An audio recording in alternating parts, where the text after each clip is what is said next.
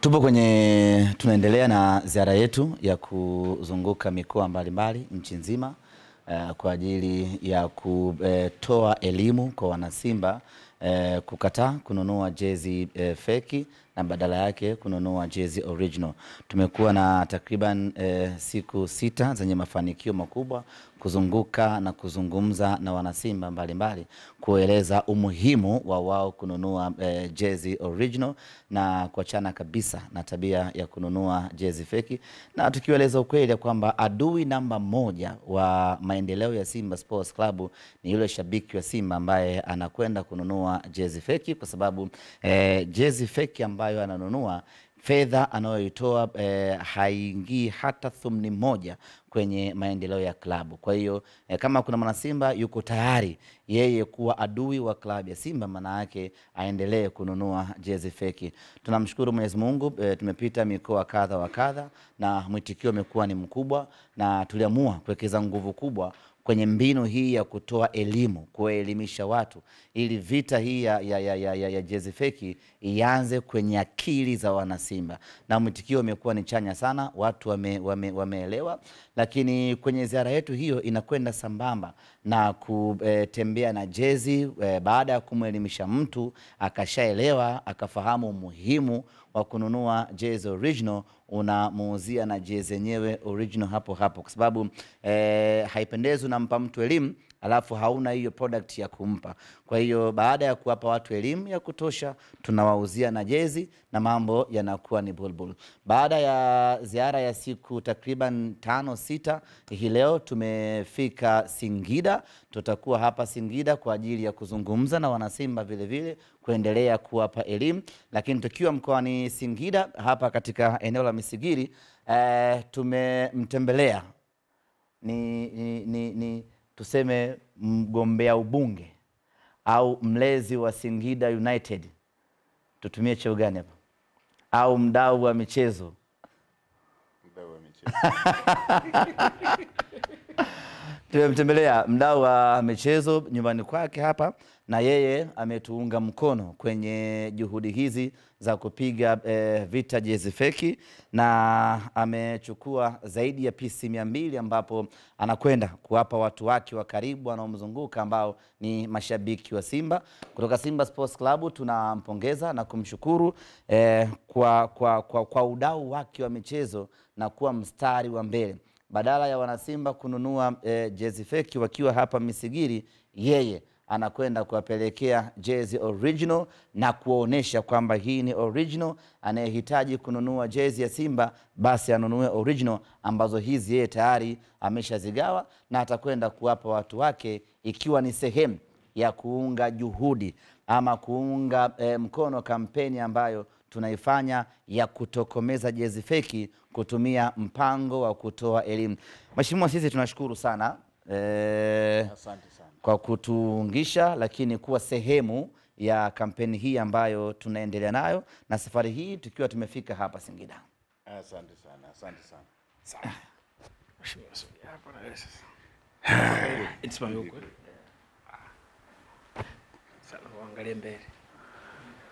Ya, kwanza asanteni sana na karibuni sana hapa mkoani Singida. Karibuni Ramba, karibuni Misigiri.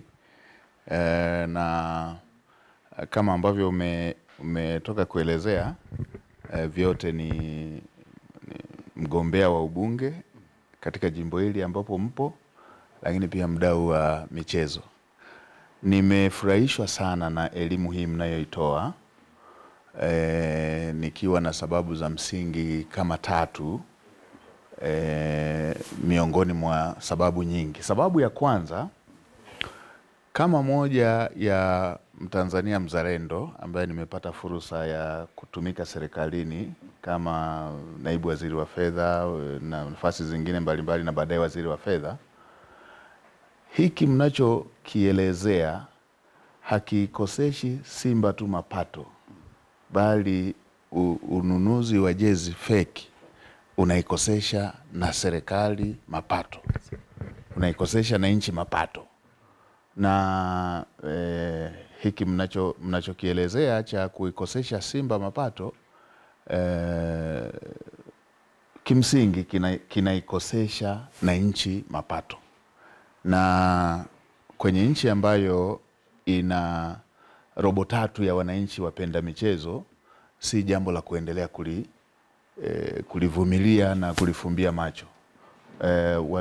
Watu wote wanapaswa kununua jezi original ili klabu zetu za michezo zipate mapato yanayostahili, lakini pia na serikali ipate mapato kwa ajili ya kuendeleza miundombinu. Tumeshapiga hatua kama nchi kwenye michezo, lakini bado hatujafika tunakotakiwa kufika. Na muda huu ambapo tuko na rais mpenda michezo, mwana michezo, ndo muda ambao tunatakiwa tuutumie kupata miundombinu ya kuendeleza michezo. Ukienda baadhi ya nchi, viwanja vinavyotumika kwenye michezo tu ya shule za msingi ni viwanja vya kisasa.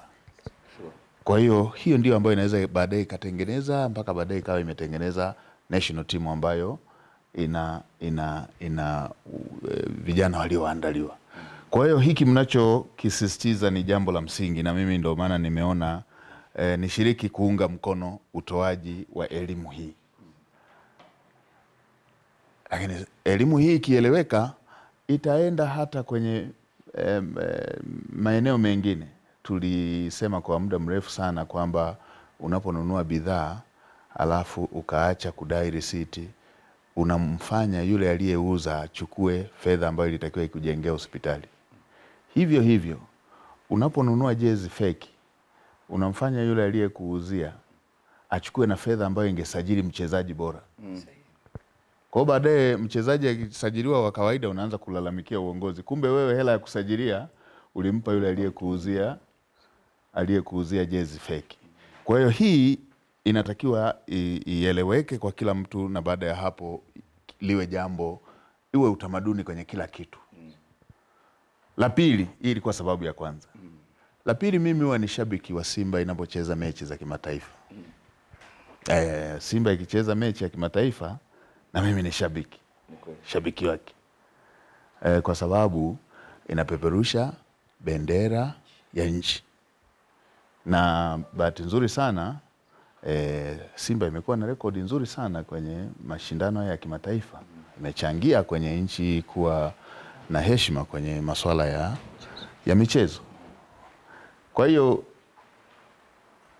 kama shabiki wa Simba ya kimataifa, na hivi inaendelea na mashindano ya kimataifa, nimeona niwe na jezi, siku nashabikia na mimi nakuwa nimepiga, si haba nazo sasa nakuwa napiga na mimi.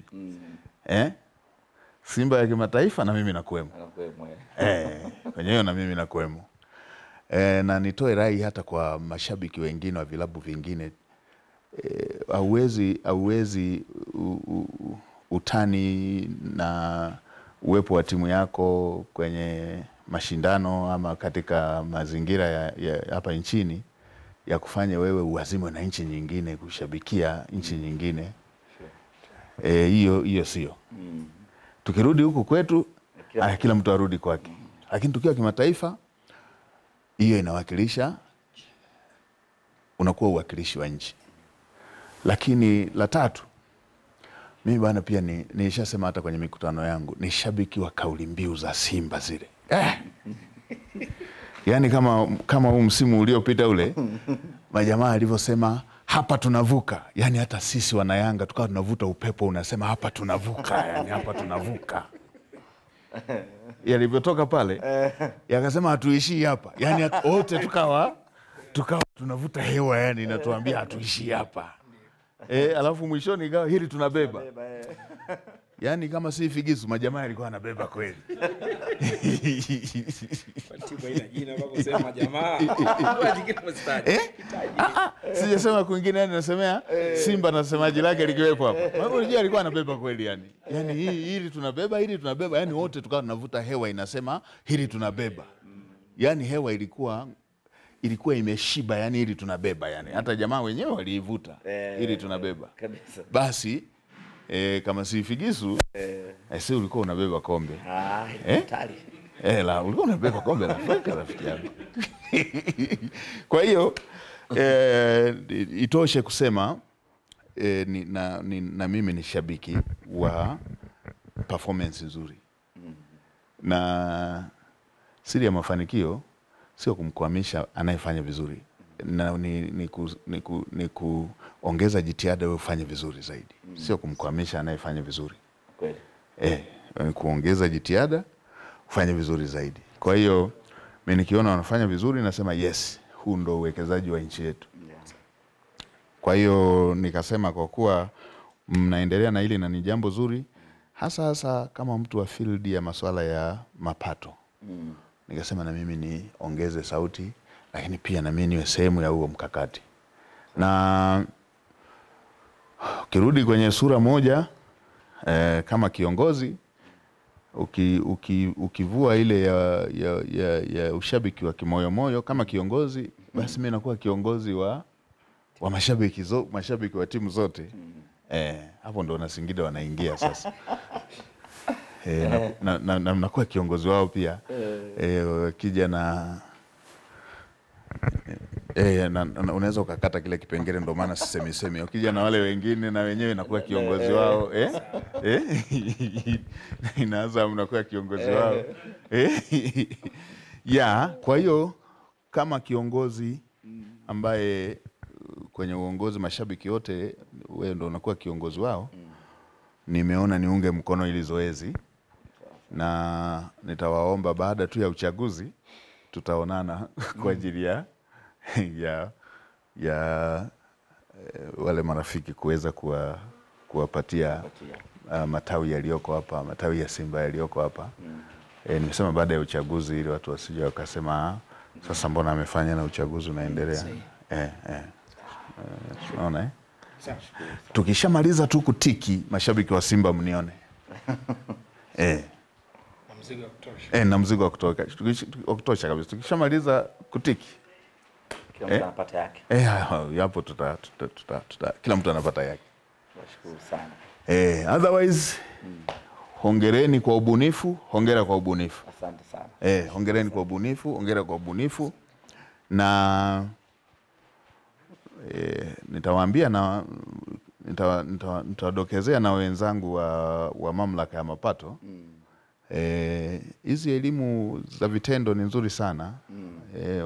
Unaendelea na wenyewe kutoa elimu za vitendo kuhusu jinsi bidhaa feki, jinsi uuzianaji wa bidhaa kisirisiri, jinsi uuzianaji wa bidhaa bila kumbukumbu rasmi, bila risiti, jinsi ambavyo unapoteza mapato ya nchi yetu. Na kote kukiwa smooth, hata huko kwenye vilabu kutakuwa smooth. Na vilabu vyetu bana, ukienda kwenye numbers havipaswi kuwa maskini. Sure. Yaani hivi vilabu hivi ambavyo vimefanya vizuri hivi vya baadhi ya nchi havina mashabiki kama walivyo wa Simba na wa Yanga. Havina mashabiki hao. Ni kwa hapa Afrika wanaowafukuzia Yanga na Simba kwa mashabiki, unaweza ukawamulika kwa tochi.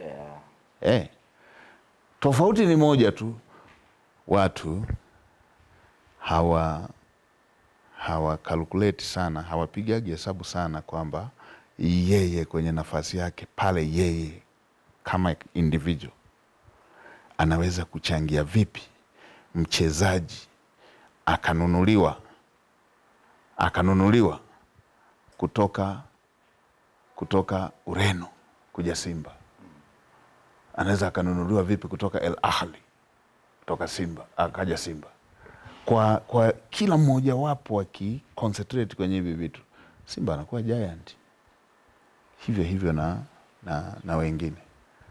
Sasa hizi timu zinakuwa na washabiki wa kuumia timu isipofanya vizuri. Wengi kweli. Ila kwenye mashabiki wa kuchangia zinakuwa ziko sawa tu na Singida na kwa ndo majiji nini. Kwenye mashabiki wa kuchangia kuona wivu kwamba mimi nitanunuaje jezi feki alafu mapato yaende kwa jamaa aliyetengeneza jezi feki bwana. Kwa hiyo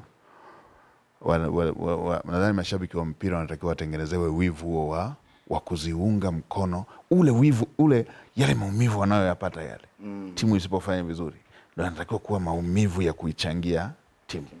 Na njia ya kuichangia ndo moja wapo ni hii. Yeah. Tunashukuru sana. So all the best. Asante sana. Yeah.